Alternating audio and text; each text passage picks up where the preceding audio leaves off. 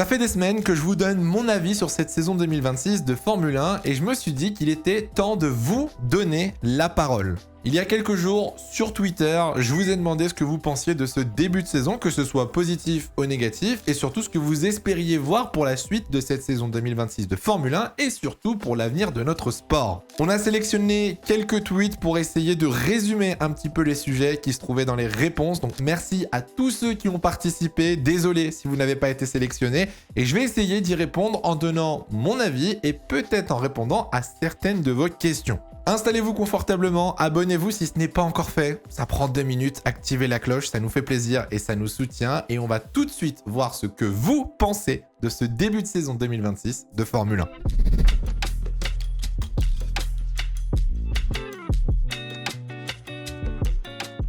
Juste avant de parler de cette saison 2026 de Formule 1, j'aimerais vous parler d'une nouveauté que vous pouvez découvrir chez Holy Energy. Vous les connaissez, c'est un partenaire de la chaîne qui nous suit depuis très longtemps et nous soutient dans énormément de projets. Je vous ai parlé pendant des mois de Holy Energy, de Holy Iced Tea, Milkshake, Hydration. Holy vient d'inventer une toute nouvelle bouteille pour du sirop. Vous ne rêvez pas, Holy sort de sa gamme poudre et a sorti ce qui s'appelle la Syrup Bottle qui vous permet d'avoir une bouteille avec du sirop intégré directement sur la bouteille.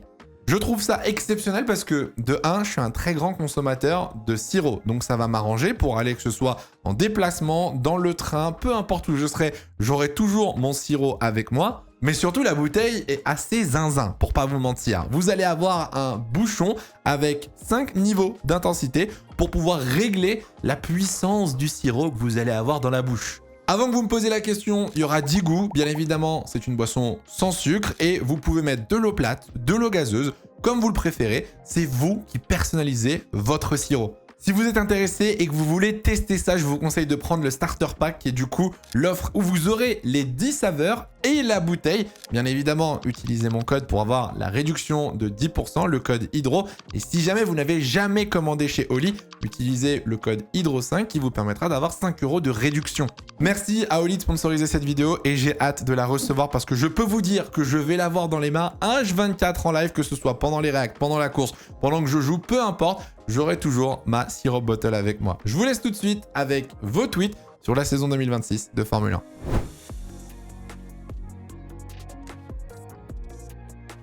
Le premier tweet nous vient de Benjamin. Pour l'instant, pas terrible. Les courses sont mieux que les qualifications que je trouve désastreuses. En qualif, on sent trop de gestion alors que c'est censé être le moment où tu attaques le plus. Et le super clipping est trop important pour ce genre d'exercice. Alors je suis totalement d'accord avec Benjamin qui dit que les qualifications sont le gros problème avec le super clipping et que les courses sont pour l'instant meilleures que les séances de qualif. Je pense qu'il faut quand même pas négliger le positif, et on en reparlera un tout petit peu plus tard, mais aujourd'hui, moi ce qui me dérange le plus dans ce début de saison, clairement, c'est le super clipping. Voir les Formule 1 en on-board, aujourd'hui, c'est devenu tout simplement insupportable. Pour moi, et pour 90% des gens, à mon avis, la qualification est censée être un exercice extrême. C'est un exercice normalement où tu pousses la voiture à fond, tu prends des risques, tu vas mettre ta roue sur la ligne blanche juste avant le gravier pour gratter quelques millièmes de seconde. Et quand je vois Charles Leclerc qui freine plus tard, qui rentre plus fort dans les virages et qui perd du temps tout simplement parce qu'il ne déploie pas sa batterie au bon moment, ça n'a rien d'une Formule 1 pour moi. J'espère qu'avec les solutions qui vont être apportées dans les prochaines semaines et au fur et à mesure de la saison, ce super clipping va être corrigé. Parce que oui, mine de rien, c'est quelque chose que l'on peut modifier, que l'on peut atténuer directement sans changer les moteurs et qui, je pense, pourrait déjà résoudre une bonne partie des problèmes. Petite mention quand même dans le tweet de Benjamin qui dit que les courses sont bien meilleures que les qualifications. Je suis d'accord, le problème du super clipping se voit moins en course parce que les dernières années, on avait déjà le lift and coast. Mais c'est vrai que ça a quand même un impact et vous allez voir, on va reparler des batteries un tout petit peu plus tard.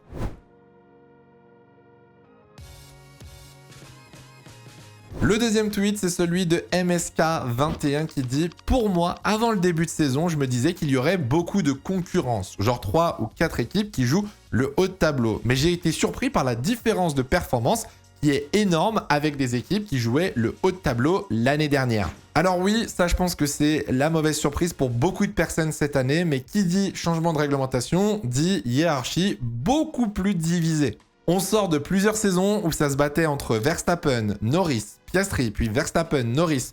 On a eu du Verstappen-Leclerc en 2022, puis on a eu du Hamilton-Verstappen. Il y a toujours eu un petit peu de la bataille. On a toujours eu une sorte de hiérarchie et des pilotes qui sortaient du lot, des outsiders avec Ferrari en 2024 par exemple. Là, cette année, ça semble quand même très très mal parti. Alors attention parce que je tourne ça juste avant Miami, on ne sait pas ce que les équipes ont préparé pour le retour de la Formule 1 et on aura peut-être une bonne surprise avec une hiérarchie qui va peut-être évoluer. Mais j'avoue que moi, je m'attendais à quelque chose de différent cette année.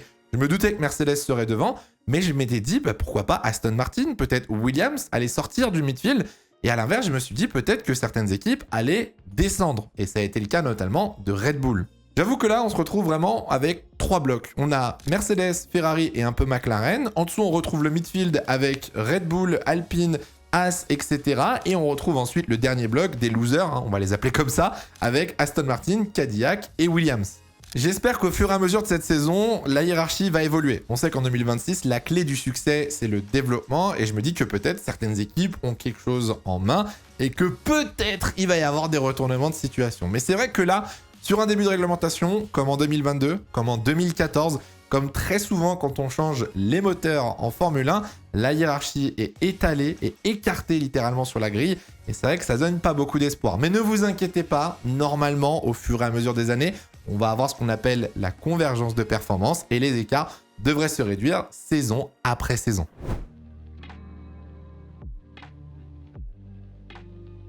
Troisième tweet qui, je pense, est un sujet sensible sur lequel on risque de ne pas être d'accord. Nicolas nous dit « Je ne pige pas l'argument des gens qui disent que les dépassements sont superficiels avec la batterie, alors que c'était tout aussi superficiel avec le DRS. Sinon, j'aime le fait que les voitures sont plus petites et qu'elles peuvent se suivre, mais marchent-elles vraiment sous la pluie ?» Alors la deuxième partie du tweet, on est tous d'accord je pense pour dire que des voitures plus petites, moins larges, moins longues et surtout plus légères, c'est un kiff total. Voilà, ça permet aux pilotes d'être un petit peu plus agressifs, ça permet d'avoir des voitures un petit peu plus joueuses et ça rend mine de rien la course un petit peu plus excitante. Sous la pluie pour l'instant, on n'a pas trop d'idées, c'est vrai que c'est le gros point d'interrogation. On a eu une journée sous la pluie à Barcelone. Donc pour l'instant, on ne sait absolument pas comment ça va se passer sous la pluie. Pour ce qui est de la première partie du tweet, je pense que c'est là où ça va diviser peut-être certaines personnes. Parce que oui, mine de rien, aujourd'hui, ce qu'on appelle des dépassements superficiels avec le mode overtake ou le mode boost, c'est un petit peu ce qu'on avait avec le DRS sur les saisons précédentes. On n'a toujours pas trouvé la solution pour rendre un dépassement méritant. C'est-à-dire qu'aujourd'hui, un dépassement, il est toujours fait à l'aide d'un outil, de quelque chose d'extérieur, qui permet à un pilote d'avoir plus de vitesse pour faciliter un dépassement. Aujourd'hui, quand je vois un pilote utiliser le mode overtake en ligne droite, moi, ça me fait juste penser à un pilote qui utilisait le DRS l'année dernière. Pour moi, il n'y a pas tant de différence. Alors oui, les dépassements sont superficiels. Oui, les batailles sont des batailles de yo-yo, comme certains pilotes disent. Au final, on n'a toujours pas ce petit truc qui fait que le pilote va aller chercher un dépassement. Là, cette année, c'est comme l'année dernière. En général, le dépassement, il se fait au milieu de la ligne droite et le pilote qui dépasse est déjà devant avant même la zone de freinage. Donc c'est vrai que cette critique, je suis assez d'accord avec Nicolas, j'ai un peu du mal à dire que cette année, les dépassements sont superficiels quand ils l'étaient déjà l'année dernière. Le seul problème avec ce qu'on appelle les dépassements superficiels, c'est la gestion des batteries. Et ça, vous allez voir qu'on va en parler dans quelques secondes, car il y a un excellent tweet qui aborde ce sujet.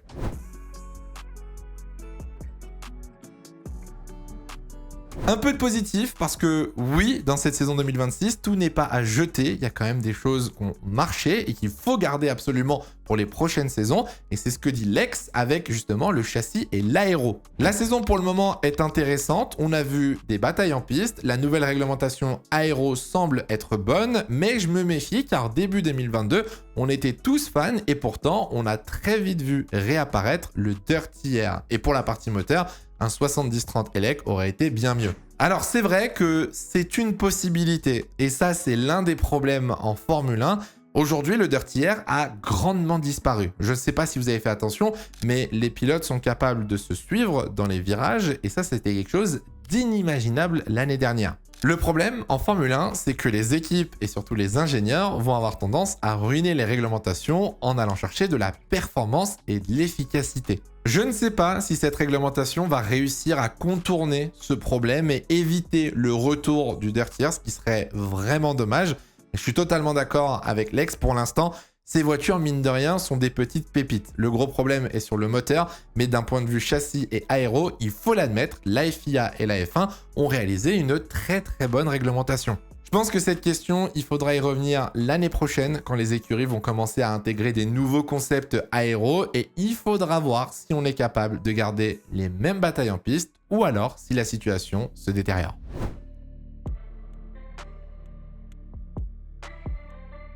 On arrive pour moi sur le sujet que vous avez été le plus nombreux à aborder. C'est vraiment le point central des réponses que j'ai pu avoir sous le tweet. On va prendre l'exemple de Alexis qui dit « Pour l'instant, ça a perdu énormément de saveur et il est extrêmement difficile de savoir ce qui relève du pilote ou ce qui relève de la voiture.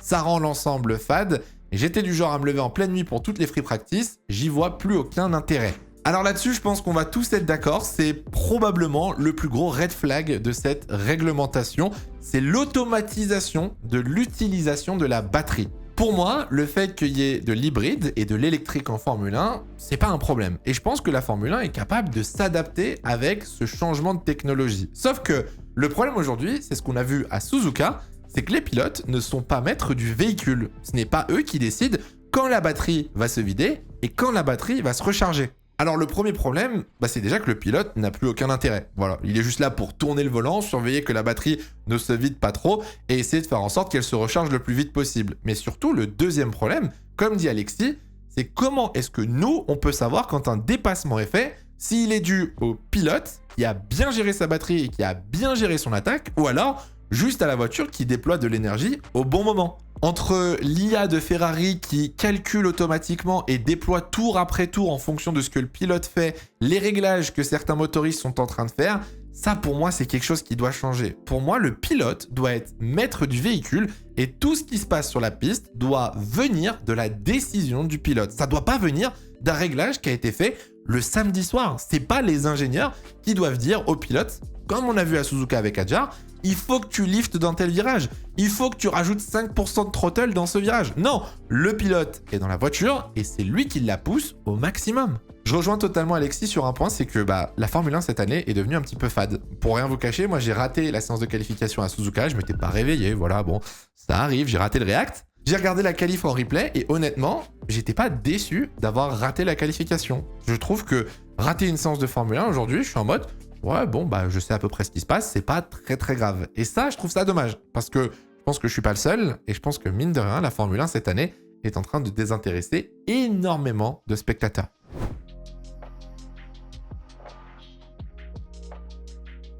Pour moi, ce tweet résume extrêmement bien la situation dans laquelle la Formule 1 se trouve au mois d'avril 2026. À ma question, comment vous vivez ce début de saison de Formule 1, Yacine répond qu'il est paumé. La Formule 1 a un peu perdu sa direction, elle ne sait pas trop ce qu'elle voudrait être et à force de vouloir plaire à des partis qui ont tous leurs intérêts très divergents, on a vraiment une impression d'une discipline qui navigue à vue mais sans réelle vision.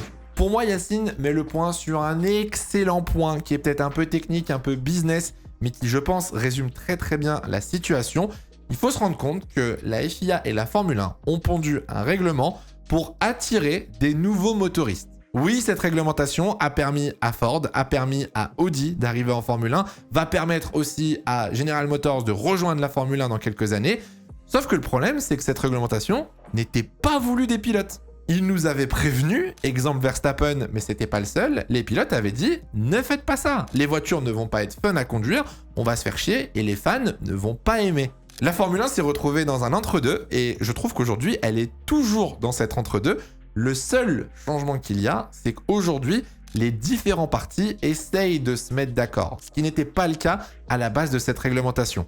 Aujourd'hui, que ce soit les pilotes ou les motoristes, tout le monde essaye d'aller plus ou moins dans la même direction parce que tout le monde est dans le même bateau. Mais il est trop tard. On a déjà eu 3 courses cette saison et le mal est déjà fait. La réputation de la F1 en a pris un coup, les audiences ont baissé et franchement, il aurait fallu y penser avant.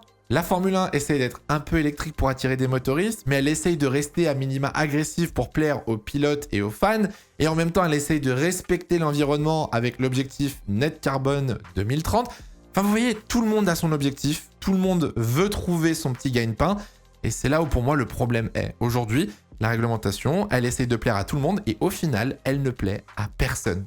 Peut-être que je suis délusionnel, peut-être que je suis trop optimiste, mais je pense sincèrement que cette réglementation a du potentiel. Je pense qu'on va arriver à un stade, d'ici quelques mois ou peut-être quelques années, où tout le monde sera satisfait de ce qui est devenu la Formule 1. Mais ça va prendre du temps, et l'objectif pour la FIA et la F1, ça va être de garder un maximum de fans en attendant de trouver ce bon équilibre.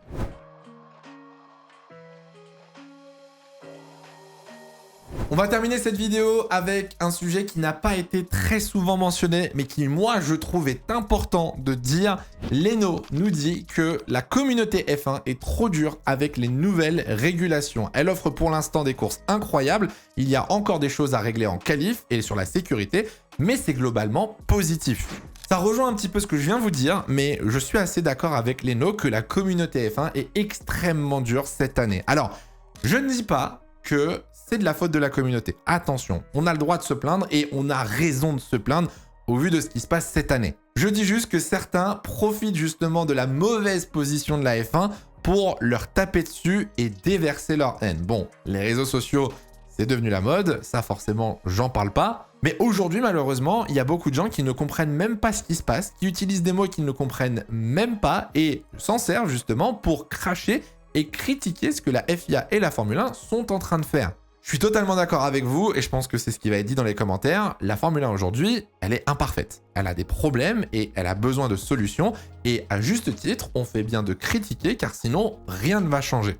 Néanmoins, j'entends pas beaucoup de personnes mettre le doigt sur le positif. C'est-à-dire qu'on a plus de dépassements, on a des voitures qui se suivent de beaucoup plus près, la hiérarchie a légèrement changé, on a des voitures quand même plus sexy, et mine de rien, les voitures cette année nous produisent un meilleur spectacle que sur les dernières années.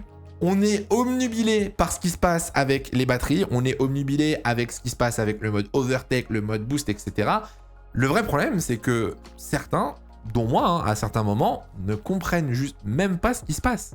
J'espère qu'avec les changements qu'on va avoir dans les prochaines semaines et dans les prochains mois, ça va permettre un petit peu de calmer le jeu, de faire comprendre aux gens que la situation évolue, qu'elle va aller de l'avant, que le positif va revenir. Et j'espère que les gens qui ont été très critiques sur la F1 en début de saison seront aussi soulignés les évolutions et les points positifs qui sont amenés par la FIA.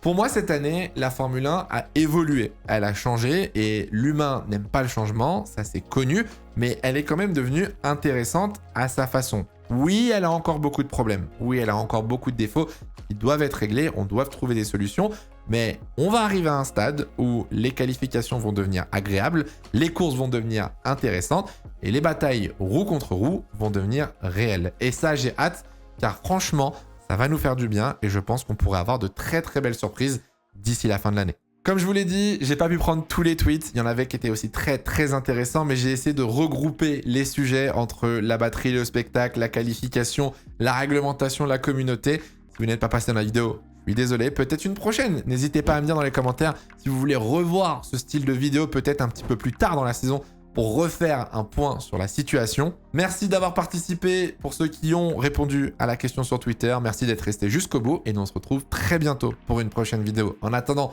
prenez soin de vous, c'est le plus important. Ciao, ciao.